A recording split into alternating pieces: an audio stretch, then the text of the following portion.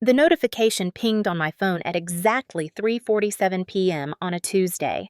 My sister Madison's message was brutal in its simplicity. "You're not invited to the wedding? Goodbye, loser." I stared at those 9 words until they blurred. 28 years of sisterhood reduced to a text dismissal. But when I showed Mom the message, her reaction was not what I expected. Her face went white, then red with rage.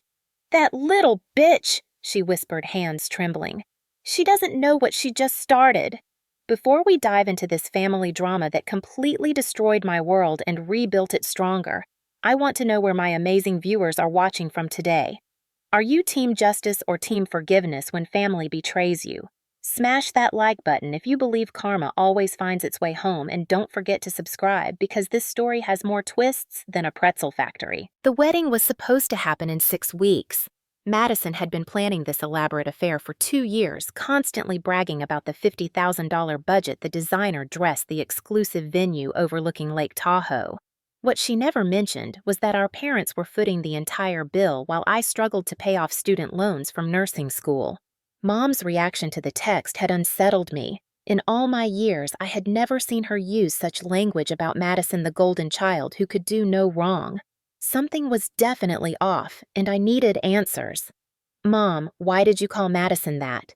I asked, settling into her kitchen chair the next morning. She was already dressed for her job at the accounting firm, coffee mug shaking slightly in her hands. "Honey, there are things about your sister you don't understand," she said carefully. "Things I should have told you years ago." That conversation opened a floodgate I never saw coming. Mom revealed that Madison had been systematically manipulating our family finances for years. It started small during college when she claimed her scholarship money was delayed. Dad would transfer thousands into her account money that was supposed to be split equally between Madison and me for our education expenses. But it got worse. Much worse. Mom showed me bank statements, credit card bills, and loan documents that made my stomach drop. Madison had been forging Dad's signature on financial documents since she turned 21. She had taken out credit cards in his name, maxed them out on luxury purchases, and never made a single payment.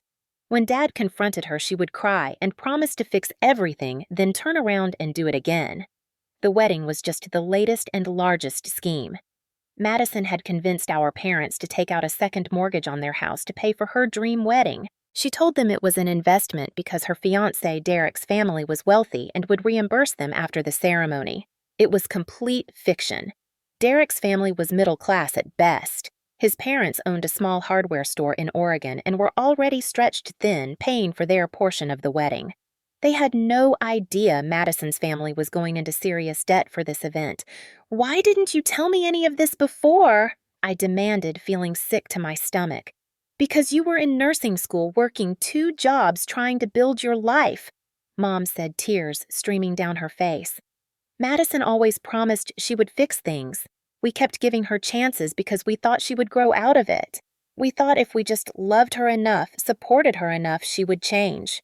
The financial manipulation was devastating enough, but then Mom revealed the emotional abuse Madison had been inflicting on our family for years. She had convinced our parents that I was jealous of her success and couldn't be trusted with family financial information. She had poisoned them against me, gradually making them believe I was bitter and resentful. Madison had told them I resented paying for my own college while she got help. She said I made snide comments about her engagement ring and wedding plans. She claimed I had called Derek a loser and said the marriage would never last. None of it was true, but Madison was convincing, and our parents wanted to believe their investment in her was worthwhile. The wedding invitation exclusion was the final power move. Madison had convinced them that I would ruin her special day with my negative attitude and jealousy. She said it would be better for everyone if I just stayed home. But her text message was so cruel, I said, still processing everything. That wasn't just excluding me from an event. That was cutting me out of the family. "That's exactly what it was," Mom said grimly. And that's when I realized we created a monster. Madison has been playing us against each other for years, and I was too blind to see it. She never intended to include you in anything. She wanted you gone so she could have complete control over our resources and attention. I spent the rest of that day reviewing documents Mom showed me. Credit card statements with charges for designer handbags, expensive dinners, luxury spa weekends, loan applications with forged signatures, bank transfers labeled as emergencies that funded Madison's lavish lifestyle while I ate ramen noodles and worked double shifts to pay rent. The most shocking discovery came when Mom showed me Madison's phone records, which she had access to through the family plan. Madison had been in contact with several wedding vendors, telling them the budget was unlimited because her parents were wealthy business owners. She had upgraded everything without telling anyone, assuming she could figure out payment later. The final straw was finding out Madison had already booked a 3-week honeymoon in Europe, charging it to Dad's credit card without permission. The trip cost more than I made in 6 months as a new nurse. That night, I couldn't sleep. Everything about my relationship with my family suddenly made sense. The subtle exclusion from family decisions, the way conversations stopped when I entered rooms, the constant comparison to Madison's achievements that never quite measured up. Madison had orchestrated my isolation systematically and deliberately. The wedding exclusion wasn't personal jealousy or sibling rivalry. It was the culmination of a long-term plan to eliminate me from the family equation entirely. By morning, I had made my decision. If Madison wanted to play family politics and financial manipulation games, I was going to learn the rules and beat her at her own strategy. The next phase required careful planning. I couldn't just march over to Madison's apartment and accuse her of financial fraud. She was too skilled at manipulation and would convince everyone I was the jealous sister making false accusations. I needed evidence allies and a strategy that would expose the truth in a way that couldn't be denied or explained away. My first move was reaching out to Derek Madison's fiancé. We had always gotten along well, but Madison had gradually limited our interactions over the past 2 years. She claimed it was to protect their relationship from my negative influence, but now I understood she was preventing him from learning the truth about our family dynamics and her financial schemes. I called Derek on a Thursday evening when I knew Madison was at her weekly yoga class. The conversation started casually, but I quickly steered it toward wedding planning and finances. "Derek, can I ask you something honestly?" I said. "Are you guys comfortable with how much this wedding is costing? Because Mom mentioned some pretty high numbers and I'm worried about my parents taking on debt for this." There was a long pause. "What debt?" Derek asked slowly. "Madison told me your parents had a special wedding fund they'd been saving for years. She said they insisted on paying for everything because they wanted to give her the wedding they never had." My heart sank. Madison had lied to everyone about everything. "Derek, I think we need to talk in person. There are some things about Madison's relationship with our family that you need to know before you legally bind yourself to her." We met the next day at a coffee shop across town. I brought copies of the financial documents Mom had shown me along with a timeline I had created showing Madison's escalating manipulation tactics over the years. Derek's reaction was exactly what I hoped for and dreaded. He was shocked, angry, and devastated. The woman he loved had been lying to him about fundamental aspects of her character and family relationships. "She told me you were jealous of our relationship," Derek said quietly, studying the credit card statements. "She said you couldn't be happy for her because you were still single and struggling financially. She made me feel guilty for being happy when you were suffering." "That's her pattern," I explained. "She isolates people from potential allies by convincing them that anyone who questions her is jealous, bitter, or unstable. She's been doing it to me for years, and now she's doing it to you." Derek agreed to help me gather more evidence. As Madison's fiancé, he had access to wedding vendor communications and could ask questions without raising suspicion. What we discovered over the next week was even worse than I had imagined. Madison had been telling different stories to different people throughout the wedding planning process. She told vendors that money was no object because her family was wealthy.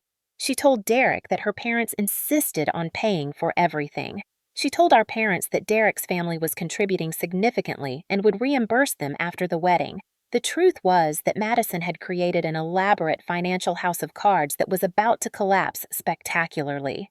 The total wedding costs had ballooned to nearly $75,000, all of which was being charged to our parents' credit cards and the second mortgage they had taken on their house. Derek also revealed that Madison had been pressuring him to ask his parents for money, claiming that our family was struggling financially and needed help with wedding costs. She was essentially running the same scam on both families simultaneously. But the most damning evidence came when Derek showed me text messages between Madison and her maid of honor, Courtney. In these messages, Madison referred to Derek as her meal ticket and joked about how easy it was to manipulate men with tears and sex. She bragged about how she had trained our parents to give her money whenever she cried about being stressed or overwhelmed. The text that made Derek physically ill read, "Once we're married, I can really start spending. Derek won't divorce me because he's too nice, and his credit will be just as good as mine.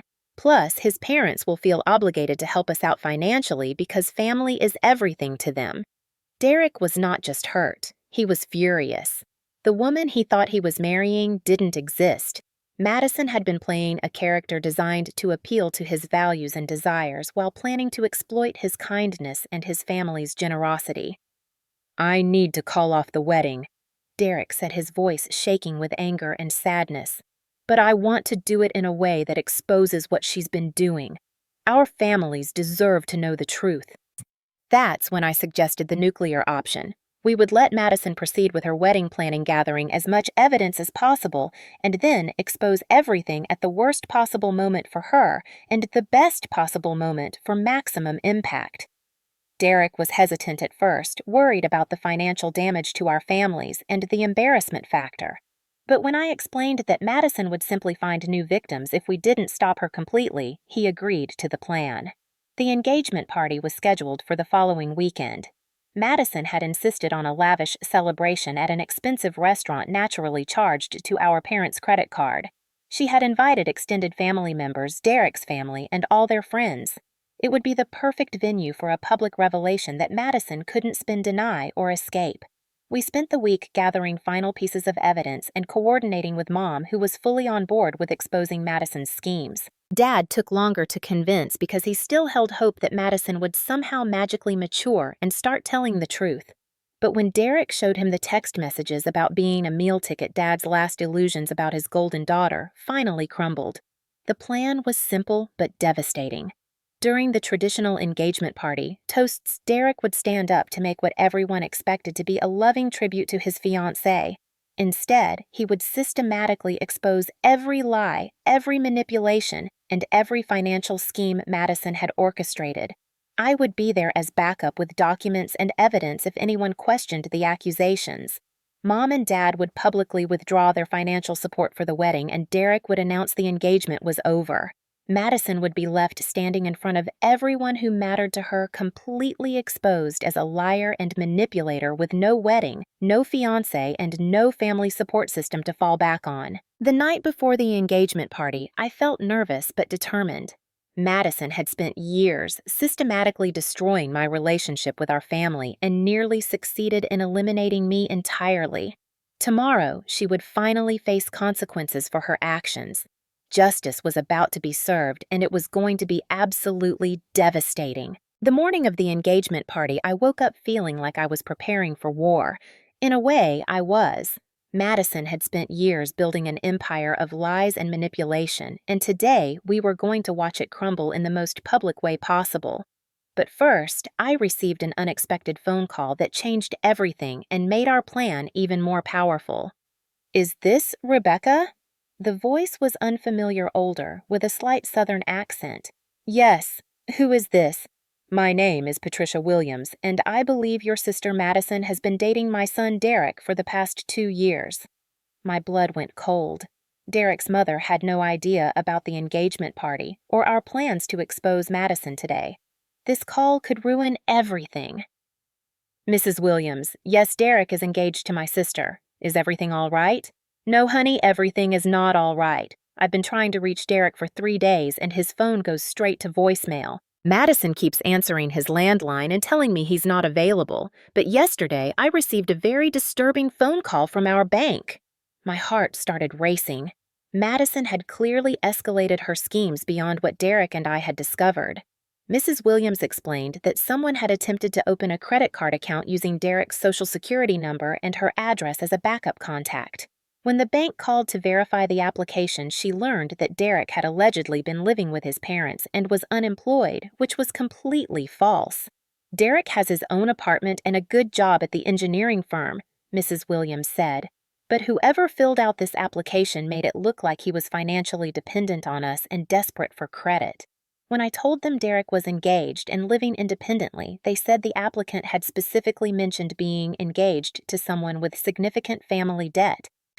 Madison had been setting Derek up for identity theft while simultaneously positioning herself as a victim of his family's financial problems. The audacity was breathtaking even for her. Mrs. Williams, I think you need to come to the engagement party tonight. There are some things about Madison you need to know, and Derek needs his family's support for what he's about to do. I explained the basic situation without going into full detail, but Mrs. Williams grasped the severity immediately. As someone who had worked in banking for 30 years, she understood financial fraud and manipulation tactics better than most people. That little witch has been playing my son for a fool, Mrs. Williams said, her voice hardening. And she tried to drag our family into her schemes. Oh, honey, we'll be there tonight, and I'm bringing my husband and Derek's brother. That girl is about to learn what happens when you mess with the Williams family. The alliance was growing stronger. Derek's family would provide additional credibility to our accusations and demonstrate that Madison's manipulation extended beyond just my family. It would be much harder for her to claim that jealous family members were making false accusations when her fiancé's family was also demanding answers. I called Derek immediately to update him on this development. He was shocked to learn about the credit card application, but not entirely surprised. She's been asking a lot of questions about my parents' address and my social security number lately, Derek said grimly. She claimed it was for wedding vendor paperwork, but I was starting to get suspicious because she never showed me any documents that actually required that information. Derek, this is bigger than we thought. Madison isn't just a spoiled brat who manipulates her family for money. She's committing serious financial crimes that could destroy multiple families. We have to stop her tonight. The engagement party was being held at Riverside Manor, an upscale restaurant overlooking the lake. Madison had reserved the entire private dining room for 60 guests at a cost of nearly $4,000 that would appear on our parents' credit card statement next month. I arrived early with Mom and Dad to help set up decorations, playing the role of supportive family member one last time. Madison was in full princess mode, wearing a designer dress that probably cost more than my monthly salary, directing catering staff and posing for pictures like she was already a celebrity bride. "Rebecca," Madison called out when she saw me, her voice dripping with fake sweetness. "I'm so surprised you decided to come tonight. I wasn't sure if you'd be comfortable celebrating my happiness." The manipulation was immediate and blatant. In front of other family members, Madison was positioning herself as the gracious sister who had generously included her jealous sibling despite my alleged negative attitude. "I wouldn't miss it for the world," I replied with a smile that probably looked more like a grimace. "Tonight's going to be absolutely unforgettable." Derek arrived with his parents and brother, introducing them to extended family members who had never met them before. Mrs. Williams was exactly what I had expected, a sharp, no-nonsense woman who had clearly raised her son to be honest and hard-working. She shook hands with my parents politely, but kept her interactions with Madison brief and carefully neutral. Madison, meanwhile, was working the room like a politician, accepting congratulations and gifts, while subtly reminding everyone how much this celebration had cost and how generous my parents were being. She was setting up the narrative that would make our accusations seem even more shocking to the guests. Dinner was served at 7 o'clock. Madison had insisted on a multi-course meal with wine pairings, naturally upgrading from the original menu without consulting anyone about the additional costs. The total bill for tonight would probably exceed $6,000. As we ate, Madison regaled the table with stories about wedding planning, painting herself as a bride who was grateful for family support but stressed about all the details. She complained about vendor difficulties and budget concerns, subtly implying that money was tight and everyone was making sacrifices for her special day. Derek played his part, perfectly smiling and nodding while Madison performed her loving fiancé act.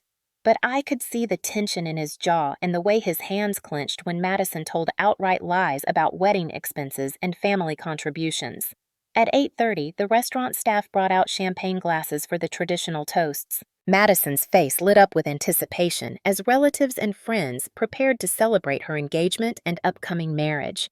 Derek's father stood up first, welcoming Madison to the family and expressing hope for their future happiness. Madison beamed and squeezed Derek's hand, clearly expecting an evening full of similar sentiments. Then Derek stood up, champagne glass in hand, and the atmosphere in the room began to shift. He looked nervous, which everyone probably attributed to public speaking anxiety, but I could see the determination in his eyes. I want to thank everyone for being here tonight to celebrate what we thought was going to be the beginning of Madison and my marriage. Derek began, his voice steady but serious. The word thought sent a chill through the room. Madison's smile faltered slightly, but she was still expecting a romantic speech about overcoming obstacles together. Over the past few weeks, I've learned some very disturbing things about the woman I thought I knew and loved. Things that have fundamentally changed how I see our relationship and our future together.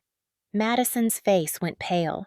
She started to stand up, probably planning to interrupt Derek before he could say anything damaging, but he gently pushed her back into her seat. Madison has been lying to me, to her family, and to my family about virtually every aspect of our relationship and wedding planning. She has committed financial fraud, identity theft, and emotional manipulation on a scale that frankly shocks me. The room erupted in confused murmurs. Madison was shaking her head frantically, trying to signal Derek to stop, but he continued methodically destroying her carefully constructed image. Madison convinced her parents to take out a second mortgage on their house to pay for our wedding by telling them my family would reimburse them after the ceremony. This was completely false. Madison also attempted to open credit cards in my name, using forged applications. Derek's mother stood up at this point, holding up official bank documents. I can confirm that someone using Derek's personal information attempted to commit identity theft this week. We have documented evidence of fraudulent credit applications. Madison finally found her voice. "This is crazy!" she shouted, tears streaming down her face. "Derek, why are you doing this to me? I love you. Everything I did was for us." But Derek wasn't finished. He pulled out his phone and began reading text messages Madison had sent to her maid of honor. Madison described me as her meal ticket and joked about how easy it was to manipulate men with tears and sex. She bragged about training her parents to give her money whenever she cried about being stressed. The silence in the room was deafening. 60 people sat frozen as Derek systematically dismantled Madison's reputation with documented evidence of her lies and schemes. My moment had come. I stood up with the financial records Mom and I had compiled, ready to provide backup evidence for Derek's accusations. But before I could speak, something happened that none of us had planned for. Madison's maid of honor, Courtney, suddenly stood up from across the room, her face flushed with anger. "I can't listen to this anymore," Courtney announced to the shocked room. "Everything Derek is saying is true, and it's actually worse than he knows." Courtney's revelation should have been our moment of complete victory, but what happened next taught me that even in the pursuit of justice, you can never fully trust everyone in your corner. Madison has been planning this scam for over a year, Courtney announced to the horrified room. She showed me spreadsheets calculating how much money she could extract from both families before anyone caught on. She called it her wedding investment strategy. The room was completely silent except for Madison's sobbing, but something felt wrong about Courtney's sudden conscience. This was the same woman who had been Madison's closest confidant and enabler for years. Courtney pulled out her phone and started showing people text message screenshots. Madison planned to disappear after the honeymoon with all the wedding gift money. She was going to claim Derek had become abusive and flee to her cousin in California. She already had fake documentation prepared to support a restraining order. Derek looked like he had been punched in the stomach. Even knowing Madison was capable of manipulation, the idea that she had planned to frame him for domestic abuse was devastating. But then Courtney made her mistake. "I have recordings of Madison planning all of this," Courtney continued. "Hours of conversations where she detailed exactly how she was going to destroy Derek's reputation and steal money from both families. I've been documenting everything for months." That statement made my blood run cold. If Courtney had been documenting Madison's schemes for months, why hadn't she warned anyone? Why had she waited until this public moment to reveal the truth? Derek's father, who had 30 years of experience as a police detective before retirement, clearly had the same suspicions. Miss, if you've known about criminal activity for months and didn't report it, that makes you an accessory to fraud. Courtney's confident expression faltered slightly. I was gathering evidence to protect everyone involved. I needed to make sure I had everything documented before I could safely come forward. I exchanged glances with Derek, and we both realized something was very wrong with this scenario. Courtney's sudden moral awakening was too convenient and too perfectly timed. During the chaos of Madison's public meltdown and family members demanding explanations, Derek quietly asked Courtney to step outside with us for a private conversation. What we discovered in that parking lot conversation changed everything we thought we knew about the scope of Madison's operation. Courtney hadn't developed a sudden conscience. She was Madison's business partner, and they had been running elaborate relationship and family manipulation schemes together for years. Courtney's boyfriend had recently dumped her after discovering she had been stealing money from his roommate, and she was now facing her own financial and legal problems. Courtney's plan was to throw Madison completely under the bus, positioning herself as a concerned friend who had been gathering evidence to protect innocent victims. In exchange for her cooperation and testimony, she wanted immunity from prosecution and a portion of any money recovered from Madison's schemes. "You don't understand," Courtney said desperately when Derek confronted her about the timeline inconsistencies in her story. "Madison isn't the mastermind here. We've been working together, but she was planning to cut me out of the wedding profits. I'm just trying to survive." The revelation that Madison had criminal accomplices made everything infinitely more complicated. Courtney claimed Madison had been running similar scams on other families in different cities, using fake identities and backstories to target wealthy men looking for relationships. According to Courtney, Madison had perfected a system where she would research potential targets through social media and professional networking sites, create elaborate fictional backgrounds designed to appeal to their values and desires, and then systematically extract money through manufactured family emergencies and relationship milestones. Derek was just Madison's most successful mark, but he wasn't her only victim. Courtney had documentation of at least 6 other men Madison had scammed over the past 4 years, collecting engagement rings, wedding deposits, and family loans before disappearing with fake breakup stories. But Courtney's information came with a price. She wanted Derek to publicly corroborate her version of events, painting her as a reluctant accomplice who had been manipulated by Madison's superior cunning. She threatened to claim Derek had known about Madison's schemes all along if he didn't cooperate with her narrative. This betrayal hit Derek harder than Madison's original deception. He had trusted Courtney enough to include her in our plans for tonight's confrontation, and now she was essentially blackmailing him to protect herself from criminal prosecution. The immediate problem was that Courtney's information was valuable for building a case against Madison, but accepting her cooperation would mean legitimizing her victim narrative and potentially allowing her to escape consequences for her own crimes. I found myself in the position of having to make split-second strategic decisions about justice versus pragmatism.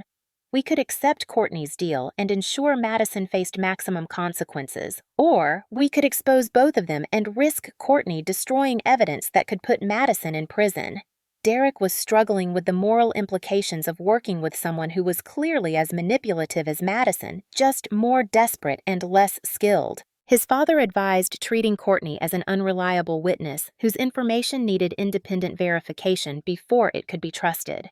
Meanwhile, back inside the restaurant, Madison had recovered enough from her initial shock to start implementing damage control strategies. She was telling anyone who would listen that Derek had been psychologically abusive throughout their relationship and that his accusations were part of an elaborate gaslighting campaign. Madison claimed Derek had been controlling her finances and isolating her from family members who might have questioned their relationship dynamics. She was essentially using the same playbook she had prepared for framing Derek after their planned wedding. Some relatives who didn't know Derek well were starting to question whether Madison might be telling the truth about being manipulated and abused. Her performance was convincing because she was drawing on real emotions of fear and desperation, even though she was lying about their source. The situation was spiraling out of control. We had successfully exposed Madison's financial schemes, but she was fighting back with false abuse allegations that could destroy Derek's reputation and career. Courtney was trying to manipulate both sides for her own benefit, and we were losing the narrative battle as Madison painted herself as a victim of male manipulation and control. I realized we needed more allies and better evidence if we were going to definitively prove Madison's guilt and prevent her from successfully reframing the situation. The night that was supposed to end with Madison's complete exposure and defeat was turning into a chaotic mess where everyone's credibility was being questioned. But sometimes the best allies come from the most unexpected places, and justice finds a way to prevail even when everything seems hopeless. Just when it seemed like Madison might successfully manipulate her way out of consequences, someone stepped forward who changed the entire trajectory of our battle for truth and justice. "Excuse me, everyone." The voice came from the back of the restaurant's private dining room. A well-dressed woman in her 50s had quietly entered during the chaos, and she was holding what appeared to be an official folder thick with documents. "My name is Detective Sarah Martinez with the Financial Crimes Unit. I've been investigating Madison Thompson for the past 6 months as part of a multi-state fraud case." The room went completely silent. Madison's face went from flushed red to chalk white in seconds. Even Courtney stopped her desperate attempts to negotiate deals and stared at the detective in horror. Detective Martinez explained that Madison had been on law enforcement radar since a victim in Nevada filed a complaint about an elaborate wedding scam that matched her methods exactly. That investigation led to discovering at least 12 other victims across 4 states, all following Madison's signature pattern of fake family backgrounds, manufactured emergencies, and systematic financial exploitation. Madison Thompson, also known as Madison Riley Madison Cooper and Madison Davis in previous relationships, has been operating sophisticated romance and family fraud schemes for nearly 6 years. Detective Martinez announced, "Tonight's events have provided us with additional evidence we needed to make formal arrests." The detective had been contacted by Derek's mother earlier that day when Mrs. Williams reported the identity theft attempt to local police. When the report was flagged in the system as connected to an ongoing investigation, Detective Martinez realized they finally had Madison in a position where she couldn't flee or assume a new identity. But the detective's most devastating revelation was yet to come. "Miss Thompson, we also have evidence that you've been systematically defrauding government assistance programs by filing false disability claims and fraudulent tax returns. The total amount of your criminal activity exceeds $200,000 across multiple jurisdictions." Madison had been claiming to be a disabled veteran's daughter to receive educational benefits and healthcare assistance while simultaneously living a luxury lifestyle funded by her romantic manipulation schemes. She had created fake documentation about her father's military service and her own supposed learning disabilities to qualify for programs designed to help genuinely struggling families. The scope of Madison's criminal enterprise was breathtaking. She wasn't just a spoiled daughter who manipulated her family for money. She was a professional con artist who had turned relationship fraud into a full-time career. Detective Martinez then addressed Courtney directly. "Miss Harrison, we are also aware of your involvement in these schemes. However, your cooperation tonight and the evidence you've provided over the past few months have been valuable to our investigation." It turned out Courtney hadn't betrayed Madison out of sudden moral awakening or fear of being cut out of wedding profits. She had been working as an informant for law enforcement for months, gathering evidence and documentation under police supervision. Courtney's boyfriend hadn't dumped her for stealing money. He was an undercover officer who had been assigned to develop her as a source of information about Madison's operations.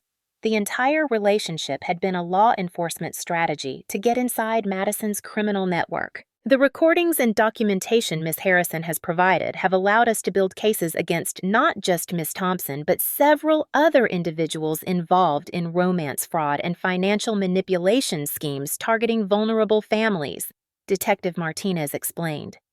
Derek was stunned to learn that his relationship with Madison had been under law enforcement surveillance for months. The credit card applications, the forged signatures, the family manipulation tactics, all of it had been documented as evidence for criminal prosecution, but the detective saved the most shocking revelation for last. Ms. Thompson, we also have evidence that you were planning to file false domestic violence charges against Mr. Williams after your planned wedding. Our investigation revealed you had prepared fake documentation and coached witnesses to support allegations of physical and emotional abuse. Madison's plan to frame Derek for domestic abuse after stealing his money and disappearing wasn't just morally reprehensible. It was criminal conspiracy that could have destroyed an innocent man's life and career while making it virtually impossible for Derek's family to pursue civil recovery of their financial losses. The detective explained that Madison had used similar false abuse allegations to avoid prosecution in 2 previous cases where victims had attempted to report her crimes. She would claim her ex-boyfriends were stalking or harassing her, effectively turning herself into the victim and making it difficult for actual victims to pursue justice. Detective Martinez formally arrested Madison on charges of fraud, identity theft, conspiracy, filing false reports, and racketeering. The evidence was overwhelming, and Madison's long history of similar crimes in multiple states meant she would likely face significant federal prosecution. But for me, the most satisfying moment came when Detective Martinez addressed our family directly. Mr. and Mrs. Thompson, based on our investigation, we can confirm that your daughter has been systematically defrauding your family for years. The evidence supports everything your daughter, Rebecca, and her allies discovered independently. Rebecca's determination to uncover the truth actually provided us with key evidence we needed to complete our case.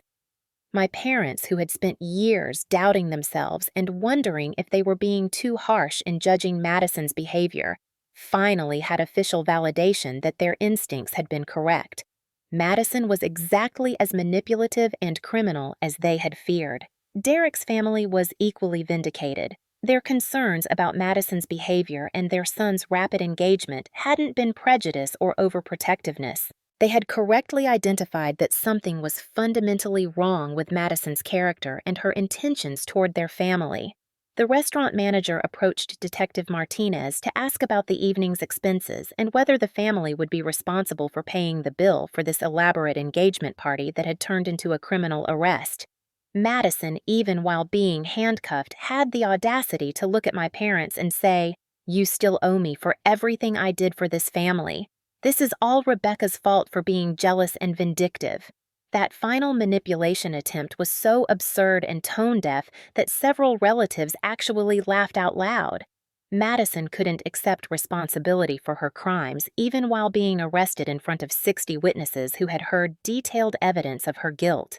As police led Madison away, I felt a mixture of relief, vindication, and genuine sadness for the sister I thought I had known. The woman being arrested tonight wasn't just a criminal.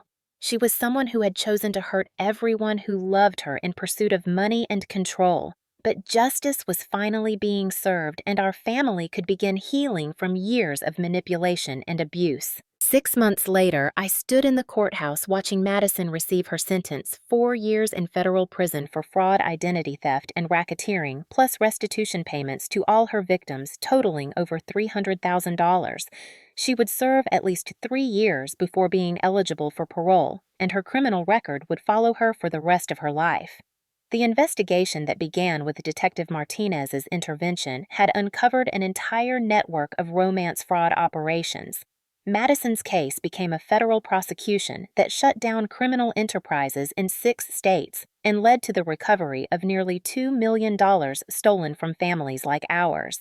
Derek and I had testified in court about Madison's manipulation tactics and the psychological damage she had inflicted on our families.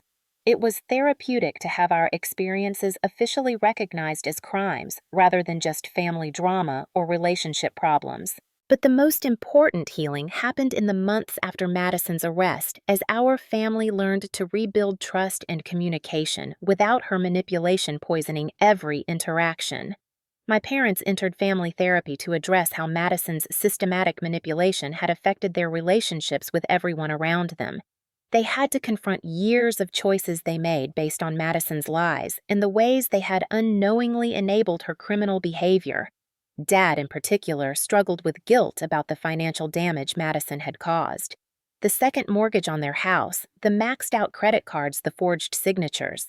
All of it had happened under his nose while he tried to be a supportive father. I wanted to believe she would change. Dad told me during one of our weekly coffee meetings that had become a new family tradition. Every time she promised to fix things, I wanted to trust her because she was my daughter. I was afraid that if I stopped supporting her, I would lose her completely. You did lose her, I reminded him gently. But not because you weren't supportive enough. You lost her because she chose money and control over having a real family relationship with any of us. Mom's healing process focused on rebuilding her relationship with me. She had spent years believing Madison's lies about my jealousy and resentment, gradually accepting the narrative that I was the problematic family member who couldn't be happy for my sister's success.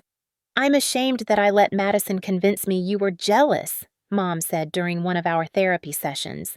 "You were working 2 jobs paying your own bills, never asking us for money or help, and I somehow believed you were the selfish one."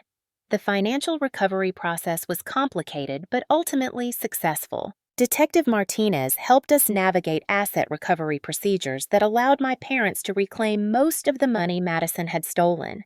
The house was saved, the credit cards were paid off, and Madison's luxury purchases were sold to provide restitution funding.